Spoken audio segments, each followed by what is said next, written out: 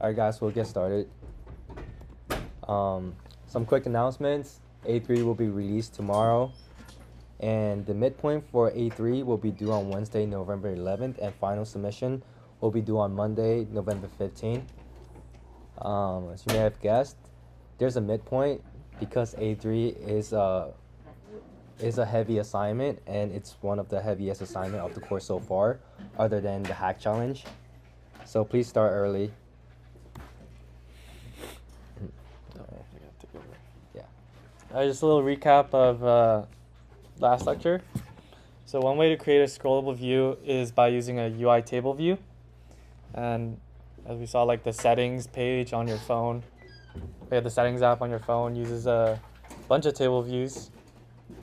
And so, yeah, you follow these steps, but you create a UI table view cell, which is going to be basically what you're showing for each row, if you remember. And then for that, instead of like a safe area layout and stuff like that, and use content view, which is going to be the actual like view of the row, basically.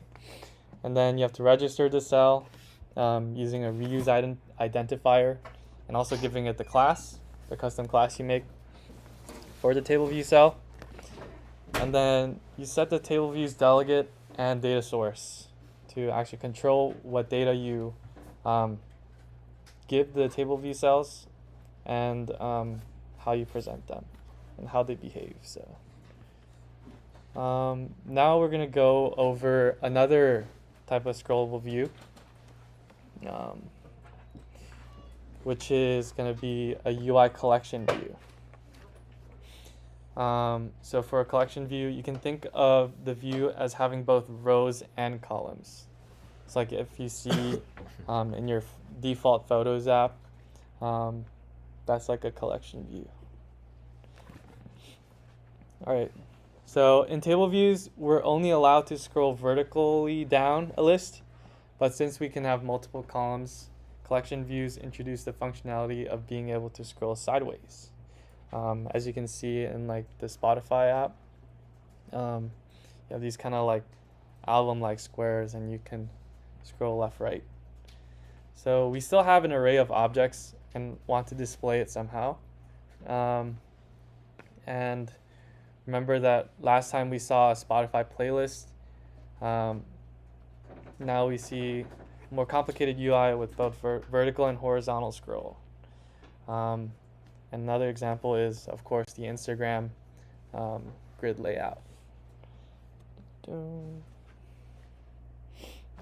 So an overview, right?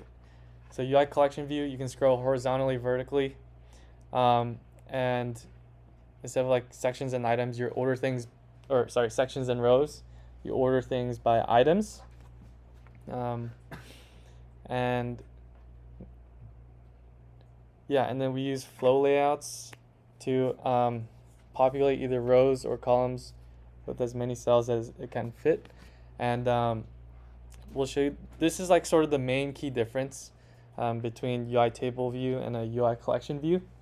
That's going to be apparent when we begin our demo. And so note that you could use a collection view to build a table and list like structures, but you can't go the other way around. So like with a table view, you can't make something a UI collection view can. So in that aspect, it's a lot more flexible and a lot more powerful. But with that comes additional complexity. So yeah, there's a bit of a trade-off.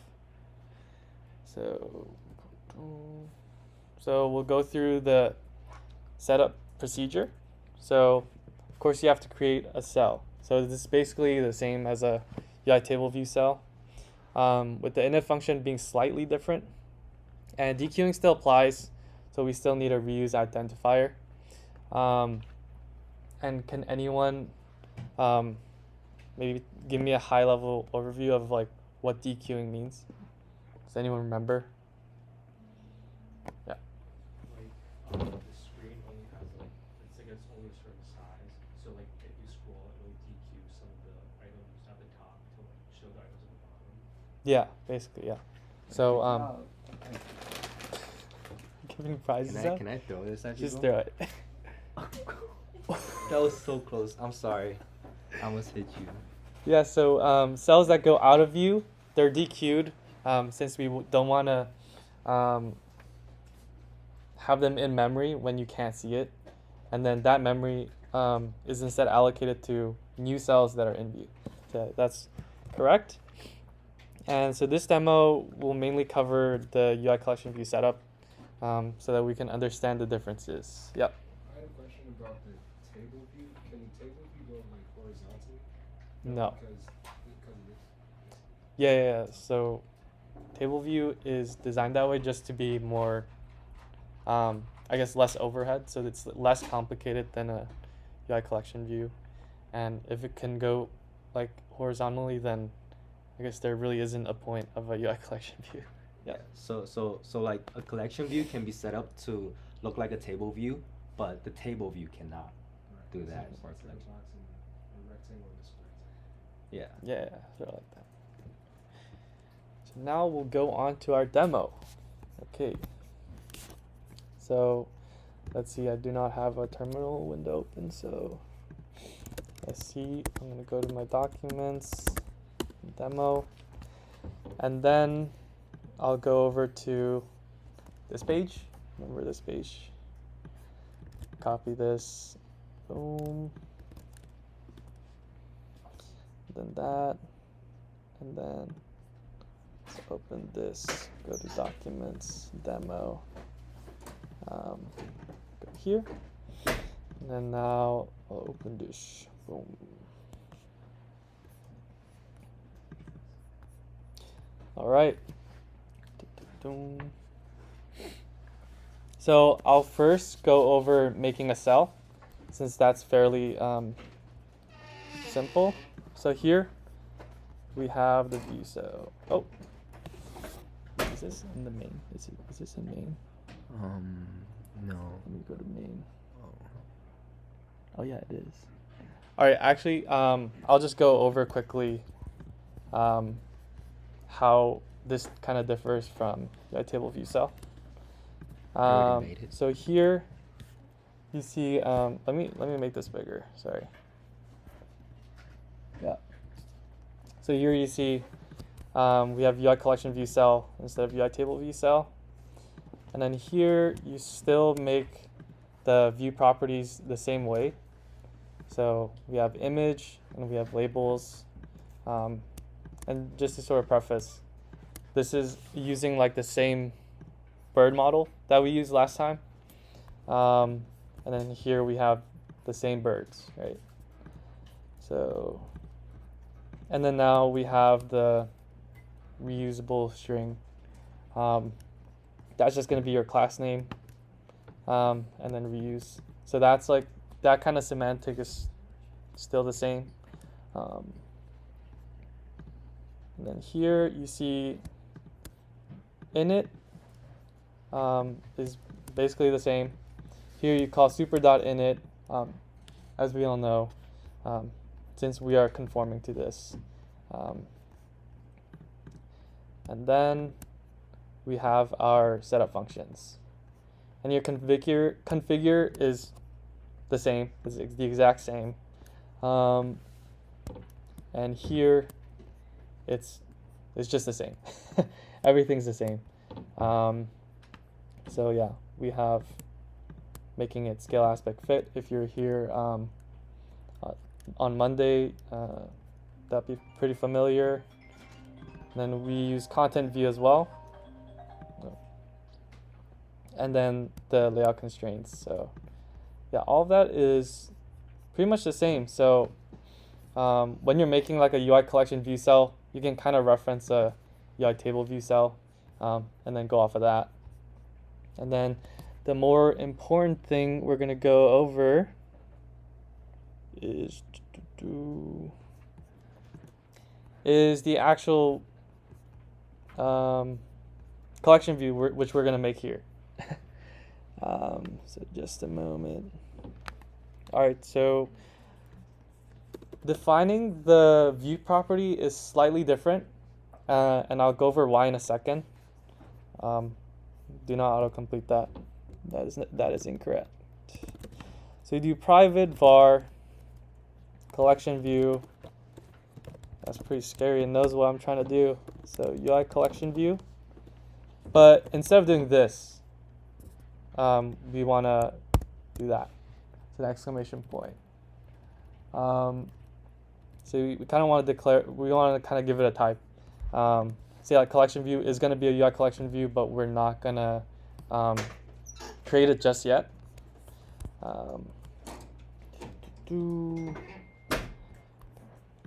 And then so these are all the same. And then remember, we need to create our setup function for this collection view. So we'll do setup collection view. Right. And then we'll just copy this over. So private func this. Boom. And then here, remember I mentioned something about flow layouts. So when setting up a collection view, the first thing you want to do is set up your flow layout. So here you want to do exactly this. So let layout equals UI collection view flow layout. And then we're going to sort of manipulate its properties to define like how our collection view, how our items are going to be presented. So we do layout dot scroll direction, and as you might be able to tell, this is either vertical or horizontal. So for this demo, we're going to use vertical. And then there are two other things I'll go over. So minimum line spacing. And another one is minimum inter-item spacing. So as you might be able to guess, for this one at least, we're defining the minimum spacing between items, inter-items. So if we go back to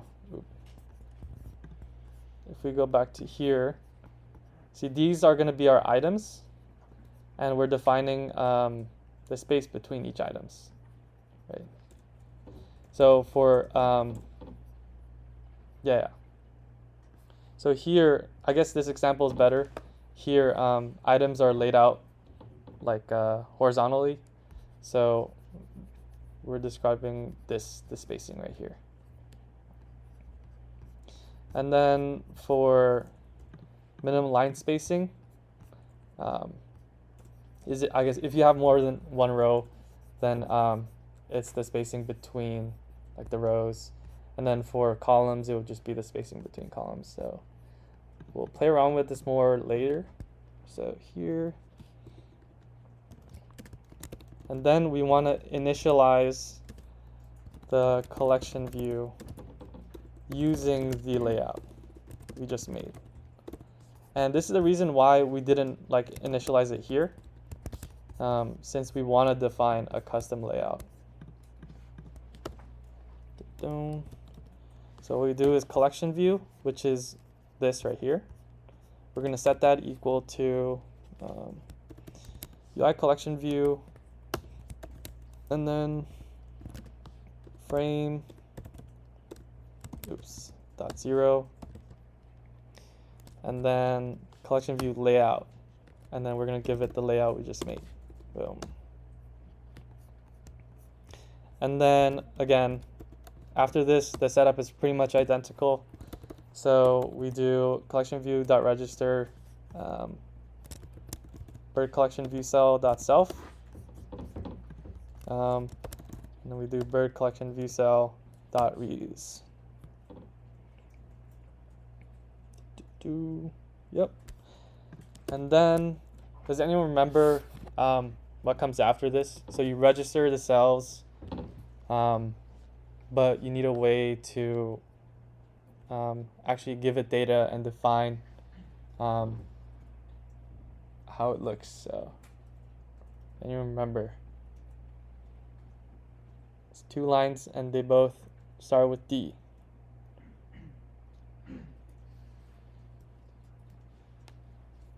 Anyone? Okay. I'll just tell you the answer.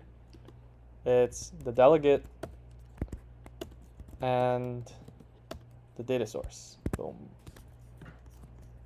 So here we're saying, oh, this class is going to be the delegate and the data source for this collection view. All right. And then the rest is just pretty vanilla. So here we're going to add our collection view into the main view.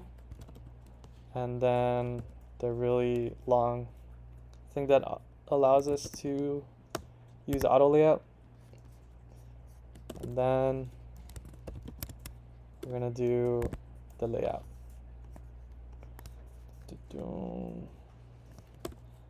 So wait. We'll do leading anchor equal to view.leading anchor, yep. And trailing anchor equal to trailing anchor.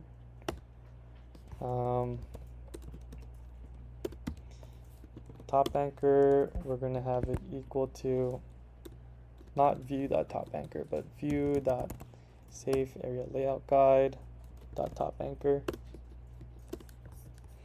And then we're going to make the bottom anchor equal to the safe area layout bottom anchor. Okay, so now that's all done. We see here we get a similar error because we haven't actually conformed this class to the delegate and data source class. So here, let me just do this. So extension, we're going to extend the view controller to be the delegate, and we're also going to do it here, but instead for the data source. Okay. Then it should yell at me. Boom. So here, a neat thing you can do is, what is it? Xcode knows that, you know, there's a lot of, well, there are protocols, or for this protocol, there is functions that you have to define, right? And it's a lot of boilerplate code. So actually what you can do is just apply this, and then it'll make you the functions here that you have to define. And notice here, we don't get an error. That's because there are no required functions. And what is it? That's because we actually don't have to do anything here, surprisingly enough. All right, so can anyone take a stab at what number of items in section means? Remember, think about it like a table view, I guess. How many sections do we have? And how many items do we have?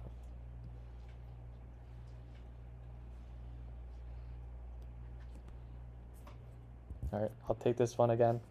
So in terms of sections, since we're ordering by item, there's actually only one section. Think of like the collection view as just one big section. And then so the number of items we want is going to be this, the array of birds, right? The number of birds. So we simply return birds.count. Okay. And then this one is exactly the same as like self or row at. This is the dequeuing stuff. So dequeuing. And then remember how we dequeue the cell is we guardlet and then make cell equal to collection view dot dequeue reusable cell. And then we give it the reuse identifier. It's just going to be this dot reuse. And then index path, we just give it the index path. Yep. And then here, we're gonna cast it to the collection view cell. And then otherwise, we're just gonna return an empty UI collection view cell. Okay, so at this point, dequeuing is successful. So then, with the dequeued cell, we're gonna configure it. And then remember, bird is a one-dimensional array. So actually dequeuing gets pretty easy with collection views, since there's basically only one section. So you do this, dot index path, dot row. Boom. And you just return it. And then here is a new thing that separates this from a UI table view. Is this thing called the UICollectionView delegate flow layout. So similar to like all the other stuff, we're just gonna extend it right to the current view controller. So UICollectionView delegate flow layout. That is a lot of words. Right. Then there's one function in particular that we're going to concern ourselves with, which is going to be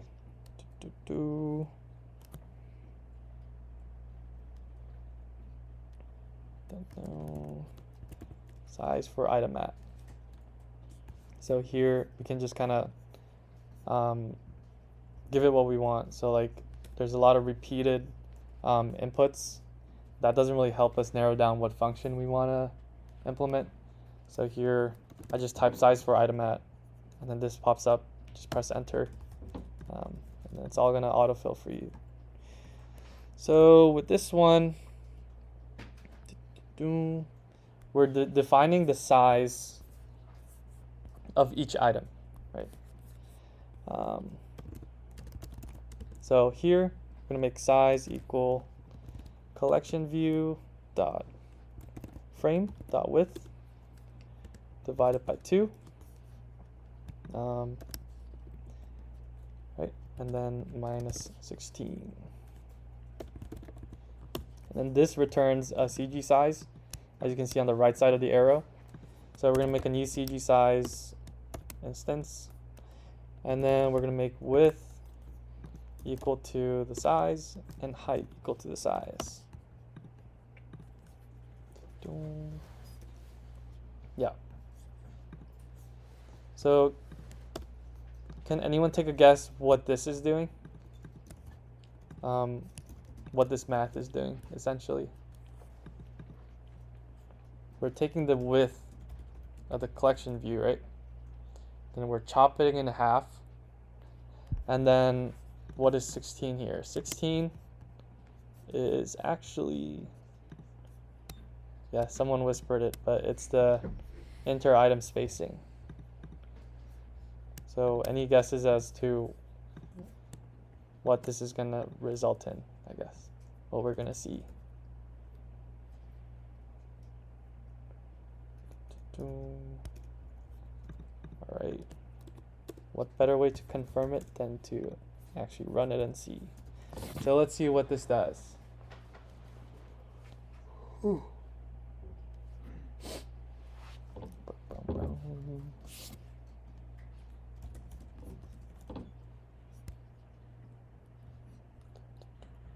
Oops.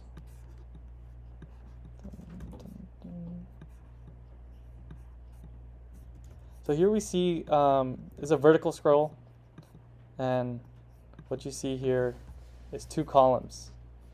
So this actually just makes it 2 columns basically. So if we divide by 3, this one's easy. Any guesses what's going to happen? Yep, you get 3 columns. But something's going on here. It's getting chopped off.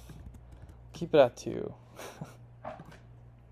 And then sort of with this completed code, you can play around with it. How about, to make it easier, let's go to the view cell and then do, what is it?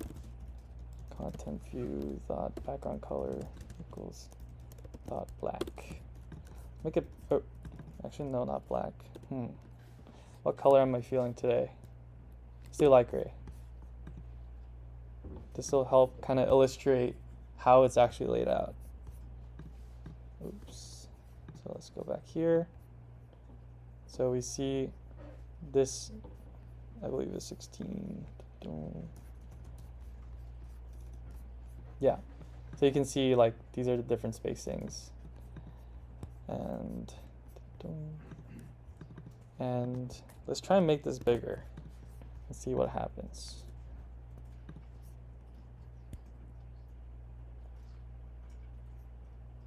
See, the spacing between here actually became bigger. So actually, an interesting thing here is I don't think we need this -16. Since we already have the spacing applied. Actually, we do need it. Oops, sorry about that. And the reason why we need it here is because if we don't do -16 and we don't account for the spacing right here, what's going to happen is each item ends up becoming too big for them to fit as like 2 columns. So it kind of just forces it to become one column. Yeah. So make sure your math is correct. It's a lot of things to keep track of. So it could also be good to just extract this out as like a data property. So here, do like private let enter item spacing equals 16. And then like kind of use it like this so we don't have to like keep track of what's going on here.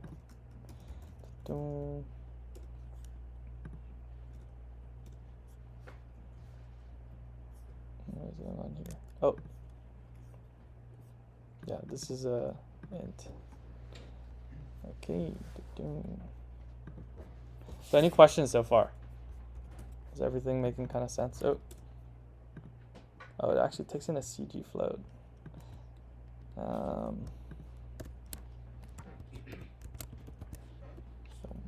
does this work? Okay, that got rid of some issues. Sorry, guys. So yeah, any questions? I mean, it's very highly customizable. So yeah, that's the power of UI collection views. All right.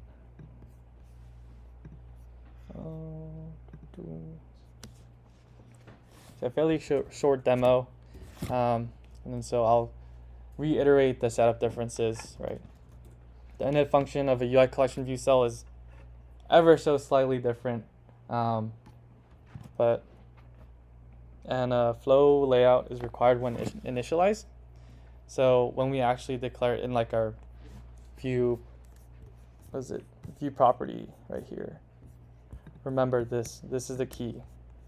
And that's all because of flow layout. And then conform to the UI collection view delegate flow layout, and then implement size for item at. This is like basically like the right way of doing it, much more idiomatic. And then you're using items instead of rows, even though here you use index path.row. You can kind of treat it like the same thing when you're dequeuing. So yeah, and remember it's like one big section. And then now we'll move on to Kahoot.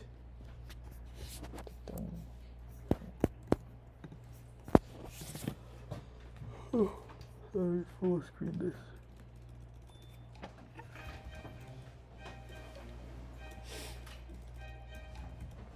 Please use your net ID.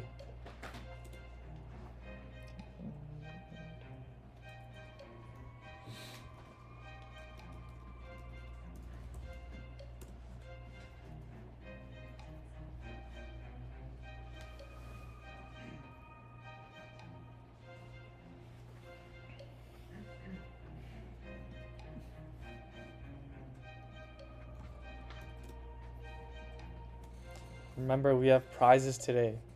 So if you're craving sweets, you better be on the podium.